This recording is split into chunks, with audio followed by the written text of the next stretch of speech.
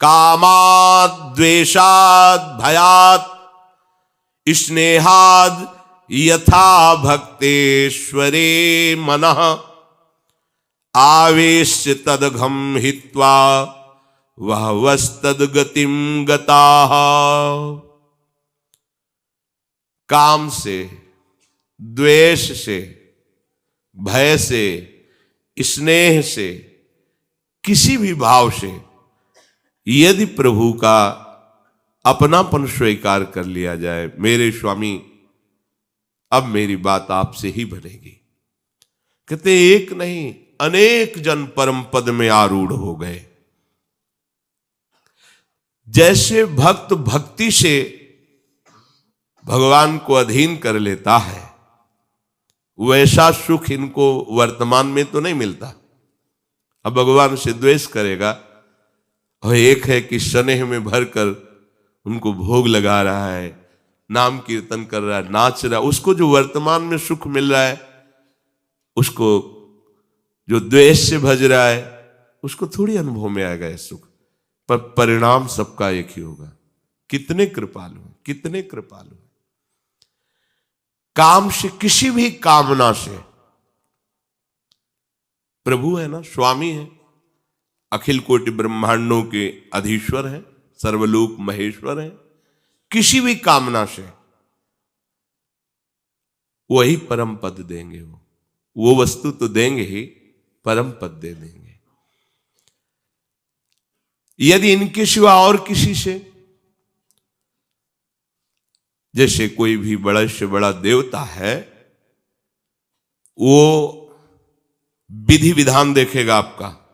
अगर विधि में त्रुटि है तो आपका अनुष्ठान सफल नहीं होगा।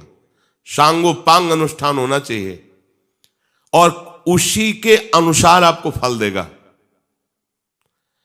आप जहर मांगो तो जहर दे देगा, जो मांगो वो आपकी जितना तपस्या है, जितना साधन है, उसमें अगर त्रुटि है तो नहीं मिलेगा। सांगोपांग अनुष्ठान हो फिर जो चाहोगे दे देगा। पर हमारे प्रभु ऐसा नहीं करते, जो चाहोगे नहीं देंगे। तुम्हारा जिसमें मंगल होगा वही देंगे, अन्यथा नहीं देंगे। और त्रुटि हो जाने पर भी तुम्हारी अनुष्ठान की वृत्ति से फल नहीं देंगे। तुमने प्रभु के लिए प्रयास किया, अपनी कामना पूर्ति के लिए, प्रभु को वो इस बात पे रिज के अनुष्ठान से भी बढ़कर दे देंगे। इस राशि को सब कोई नहीं जानता, इसीलिए जल्दी प्रभु की शरण में नहीं होता। ये ऐसा करुणा में दरबार है, कहीं नहीं सुना, कहीं नहीं देखा। एक श्री हनुमान जी महाराज की सिद्धि कर रहे थे, बताया भी है सत्संग में, भीमसेन उनका नाम था, और थे भी बहुत बलवान। और हनुमान जी की सिद्धि और भक्ति में अंतर है, ध्यान रखना। किसी भी महान महिमाशाली देवी देवता या जो भी भगवत पार्षद हैं, सहज भाव से इनकी आराधना करो, सफलता ही सफलता मिलेगी। वो आपको आगे बढ़ाते चले जाएंगे। और सिद्धि का तात्पर्य होता है उनको अधीन करना मंत्र के द्वारा। अब उसमें अगर अनुष्ठान में त्रुटि हुई तो तुम्हारी ऐसी तैसी भी हो जाएगी। परम कृपालु श्री हनुमान जी महाभागवत हैं। आप खूब भगवान के चरित्र सुनाइए, उनको नाम जप कीजिए, उनकी सेवा कीजिए।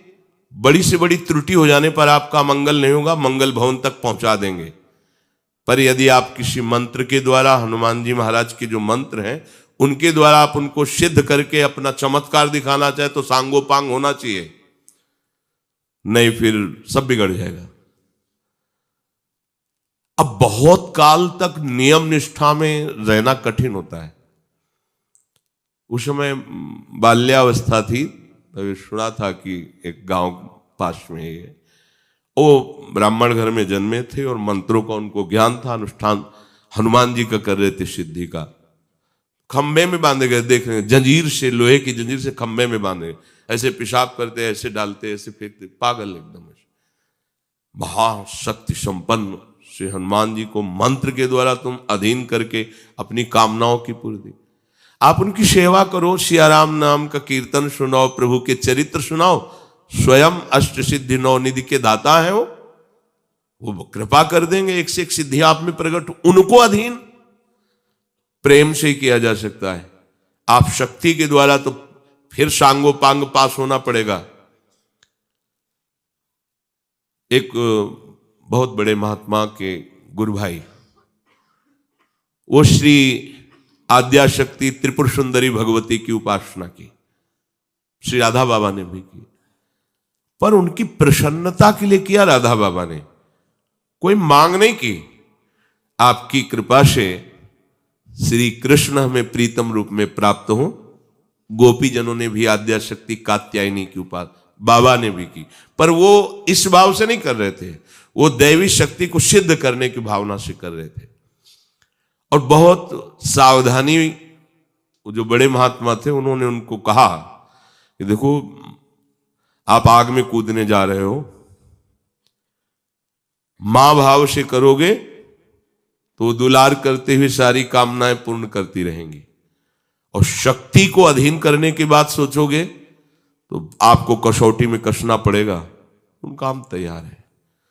बहुत अल्प दूध लेकर के मंत्र का जाप, उतने ही मंत्रों का हवन, और उस भवन में किसी का प्रवेश नहीं, बड़ी सावधानी से कर रहे थे। जब उनकी सिद्धि का समय आया तो एक मक्खी उनके आसपास घूमी। माता जी का एक नाम भ्रामरी है। इतनी भनभनाट पैदा हुई कि दिमाग कहना कंट्रोल के बाहर हो गया, क्योंकि दैवी शक्ति थी। अब बेटा हो तो मां मां पुकारे, लेकिन वो तो अधीन करना चाहते थे शक्ति के, दिमाग का। सामने देखा अत्यंत सुकुमार अवस्था और एक सुंदरी खड़ी है। पूज्य भाव हट गया। जो भी पूज्य भाव हटा से या देवी सर्वभूतेषु बुद्धि रूपेण, गायब बुद्धि, बुद्धि खत्म। जो एक फुटपाथ में ऐसे पागल जैसे घूमता है, स्थिति हो गई, खत्म। तो जो दैवी शक्तियां हैं, बड़े बड़े देवता हैं, ये मंत्र के अधीन है, ऐसा नहीं, मंत्र के अधीन है।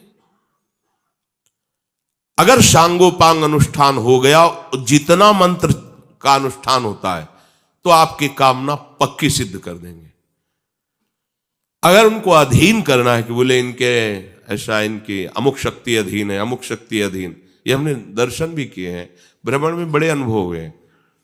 एक जगह गायत्री माता का जो सिद्ध भाव है उनको प्राप्त था, तो ऐसे ही हजारों की लाखों की सभा लगती थी। ऐसे कर देते तो ऐसे खर खर खर कर सोने चांदी के सिक्के गिरते ऐसे। ये सब दैवी शक्तियों के चमत्कार। अगर आप निष्काम भाव से गायत्री जप करेंगे तो श्री कृष्ण प्रेम प्रदान कर देंगी, क्योंकि गायत्री कृष्ण स्वरूपा ही है, भाव अलग अलग है। यहां कह रहे कि जो देवताओं का सकाम भाव से अनुष्ठान करते हैं, अगर अनुष्ठान की पूर्ति ठीक हुई तो आप जो चाहते हैं वो दे देंगे आपको। परिणाम क्या होगा कोई मतलब नहीं, तुम्हारा परिणाम क्या होगा, उनका परिणाम क्या होगा, इसका भी मतलब नहीं। आपके पास है तप रूपी धन, उतना कर लो। अब आप देखो, औरों की तो बात जाने दो, देवादिदेव महादेव, वो असुर शकुनि पुत्र विरकासु, नारद जी से पूछा ऐसा कोई देवता बताओ जो झटपट सिद्ध हो जाए, प्रसन्न हो जाए, हमें वरदान दे दे। बहुत जल्दी प्रसन्न होने वाले आशुतोष तो भगवान शंकर हैं। सहज भाव में उपासना करो, अत्यंत दुर्लभ प्रेम प्रदान कर देंगे। नरसिंह मेहता जी, पूज्य राधा बाबा, बड़े बड़े महापुरुषों को भगवान शिव ने प्रिया प्रीतम का प्रेम प्रदान किया है। मंत्र के द्वारा जो चाह करोगे वो आशुतोष है, औढ़रदानी से लेकर विचार नहीं करते जा। उसने देखा कि प्रभु को प्रसन्न करना बड़ा कठिन है, तो अपने शरीर का मांस काट कर अग्नि में हवन करने लगा और भगवान शिव के मंत्र का उच्चारण। भगवान शिव प्रकट हुए और कहा, काहे भाई ऐसा कष्टप्रद कार्य कर रहे हो, हम तो एक अंजुलि जल में प्रसन्न हो जाते हैं, क्या चाहिए? बोले महाराज जिसके ऊपर हाथ रख दूं वो भस्म हो जाए। अगर हरि से ऐसा मांगते तो डांट कर हरि